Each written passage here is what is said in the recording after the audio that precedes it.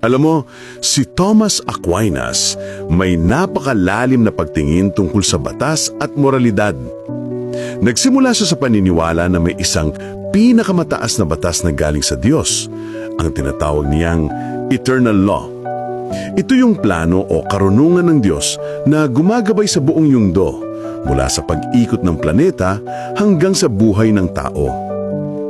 Ngayon, dahil hindi natin kayang maunawaan lahat ng plano ng Diyos, binigyan tayo ng Diyos ng kakayahang umintindi kahit kaunti.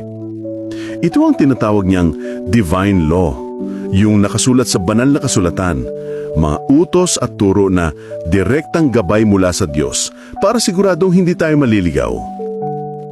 Pero, sabi ni Aquinas, hindi lang yan. Bilang tao, may isip tayo at likas na pagnanais na gawin ang mabuti at iwasan ang masama.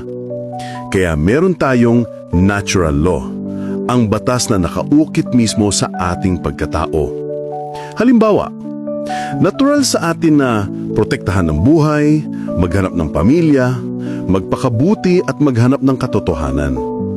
Hindi mo na kailangan ng batas ng tao para maintindihan ito kasi innate na ito sa atin.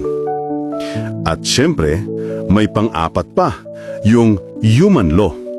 Ito yung mga batas na ginagawa ng gobyerno o lipunan para i-apply yung natural law sa araw-araw na buhay. Tulad ng traffic rules, batas laban sa krimen, o kahit simpleng ordinansa. Kung itignan mo logically, parang hagdan ito.